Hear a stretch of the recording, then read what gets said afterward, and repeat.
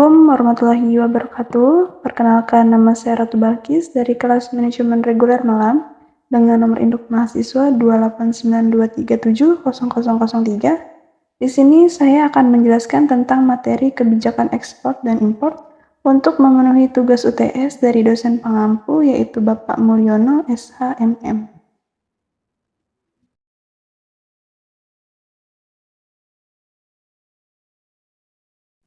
Makalah presentasi ini disusun oleh saya, Ratu Balkis.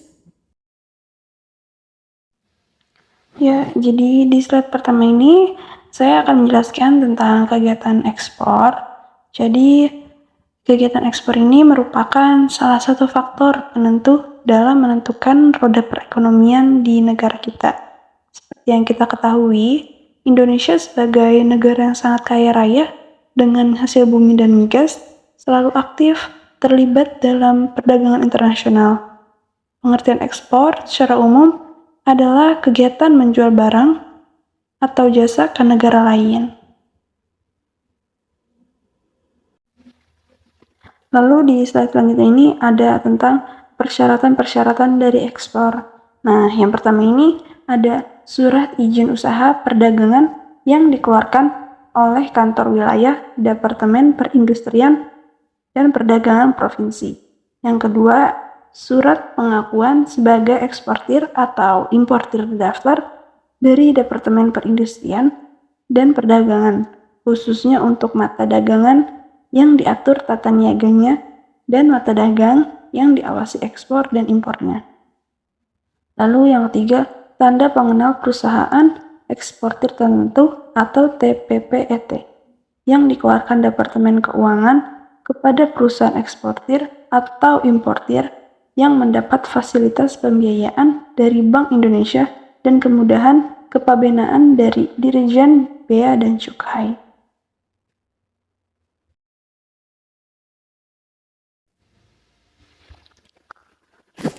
Nah, lalu di sini ada kondisi ekspor Indonesia. Nah, pengutamaan ekspor bagi Indonesia sudah digalakkan sejak tahun 1983. Sejak saat itu, ekspor menjadi perhatian dalam memacu pertumbuhan ekonomi seiring dengan berubahnya strategi industrialisasi dan penekanan pada industri substitusi impor ke industri promosi ekspor. Konsumen dalam negeri membeli barang impor atau konsumen luar negeri membeli barang domestik. Persaingan sangat tajam antar berbagai produk. Selain harga, kualitas atau mutu barang menjadi faktor penentu daya saing suatu produk. Masuk di slide selanjutnya tentang kebijakan perdagangan internasional ekspor. Nah, ini yang pertama ada kebijakan diskriminasi harga. Yaitu kebijakan diskriminasi harga adalah penetapan harga barang yang berbeda untuk masing-masing negara. Contohnya, dengan jenis barang yang sama, harga jual di negara A akan berbeda dengan harga jual di negara B. Dengan begitu, harga barang di negara B bisa saja lebih murah dibanding harga barang di negara A. Kebijakan ini dilakukan berdasarkan perjanjian untuk memenangkan persaingan serta untuk memperoleh keuntungan yang besar. Yang kedua ada kebijakan premi. Adalah salah satu kebijakan yang diambil pemerintah untuk memajukan ekspor dengan memberikan premi kepada badan usaha atau industri yang melakukan ekspor.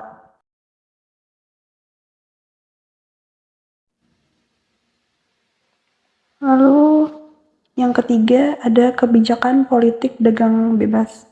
Kebijakan politik dagang bebas adalah kondisi di mana pemerintah memberikan kebebasan dalam aktivitas ekspor maupun impor.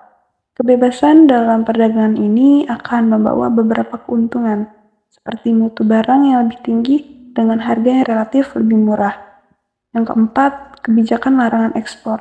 Kebijakan politik dagang bebas adalah kondisi di mana pemerintah memberikan kebebasan dalam aktivitas ekspor maupun impor.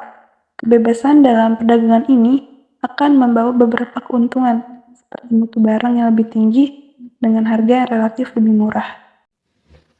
Selanjutnya, kegiatan impor.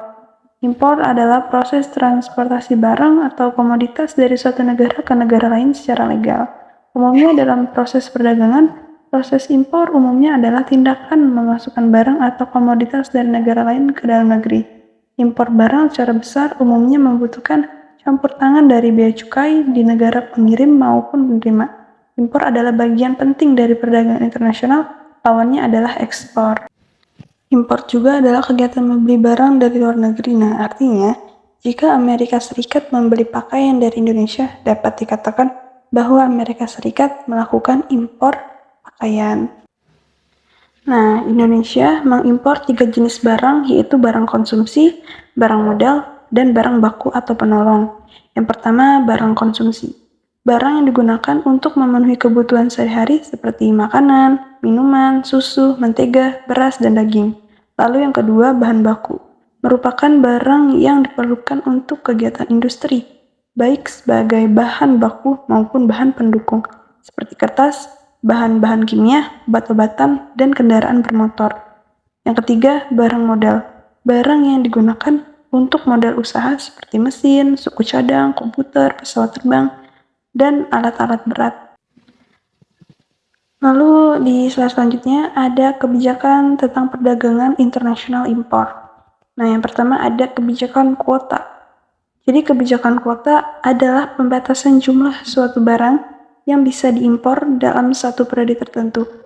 Kuota impor ini sudah diprediksikan sebelumnya, supaya tidak mengganggu industri dalam negeri.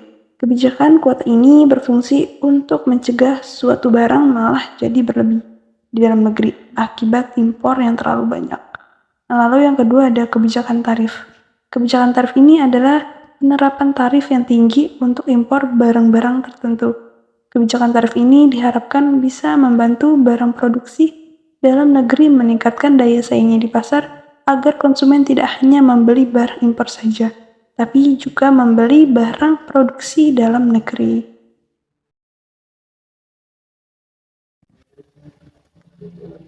Lalu yang ketiga ada kebijakan subsidi. Kebijakan mengenai pemberian subsidi dari pemerintah untuk barang produksi lokal yang bersaing dengan barang impor. Kebijakan ini bertujuan untuk menekan harga barang produksi lokal agar memiliki harga yang lebih terjangkau dibanding produk impor. Hal ini bertujuan agar masyarakat juga tertarik untuk membeli produk lokal dan membeli barang impor secukupnya saja. Yang keempat, kebijakan larangan impor. Kebijakan yang dilakukan jika suatu negara diharuskan untuk menghemat devisanya. Selain itu, barang-barang yang dianggap berbahaya juga akan dikenakan kebijakan larangan impor.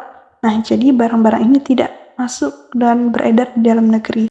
Seperti yang saya jelaskan tadi tentang devisa, jadi devisa ini adalah semua aset dalam bentuk uang maupun instrumen keuangan yang dapat digunakan sebagai alat pembayaran internasional yang dimiliki oleh pemerintah, bank sentral, dan masyarakat umum di suatu negara.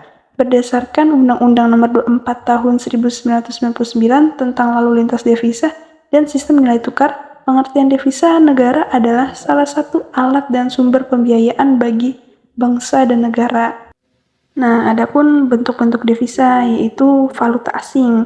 Valuta asing ini merupakan mata uang kedua yang dapat digunakan dalam transaksi perdagangan internasional. Seperti yang kita tahu, tidak semua mata uang asing dapat digunakan sebagai alat pembayaran pada perdagangan internasional. Oleh sebab itu, ketika suatu negara ingin melakukan perdagangan internasional, negara tersebut harus menggunakan valuta asing. Lalu yang kedua ada surat wesel luar negeri. Salah satu bentuk devisa adalah surat wesel. Surat wesel dalam devisa adalah surat yang dikirimkan oleh para TKI dari luar negeri untuk warga tercinta di tanah air. Para TKI ini juga sering disebut sebagai pahlawan devisa, sebab mereka menyumbang pemasukan devisa negara. Lalu di slide selanjutnya ada tujuan perdagangan internasional. Yang pertama, memperluas pasar. Yang kedua, meningkatkan produksi sebuah bisnis. Yang ketiga, mempererat tali persaudaraan antar negara. Yang keempat, meningkatkan devisa negara melalui kegiatan ekspor. Yang kelima, memenuhi kebutuhan pokok maupun sekunder suatu negara. Yang keenam, meningkatkan terbentuknya kerjasama antar negara dalam berbagai bidang. Yang ketujuh, membangun SDM yang tampil, unggul, mampu mengikuti perkembangan teknologi. Selanjutnya ada faktor pendorong perdagangan internasional. Yang pertama, keinginan membangun kerjasama dengan negara yang dituju. Yang kedua, adanya barang yang tidak diproduksi sendiri di dalam negeri. Yang ketiga, keinginan memperoleh keuntungan dan meningkatkan pendapatan negara. Yang keempat, adanya kelebihan produk di dalam negeri sehingga harus diekspor keluar agar tidak terbuang percuma. Lalu juga ada faktor penghambat perdagangan internasional. Yang pertama, tidak amannya suatu negara. Jika negara yang memiliki kondisi yang aman, maka para pedagang akan mendekat. Namun jika tidak, maka para pedagang pun akan beralih ke negara yang lebih aman. Lalu yang kedua, kebijakan ekonomi internasional oleh pemerintah. Contohnya, pembatasan jumlah impor, pungutan biaya ekspor atau impor yang tinggi, dan perizinan yang berbelit-belit. Ya, sekian terima kasih. Jika ada kekurangan ataupun kesalahan dalam menjelaskan tentang kebijakan ekspor dan impor ini, mohon dimaafkan. Sekian terima kasih. Wassalamualaikum warahmatullahi wabarakatuh.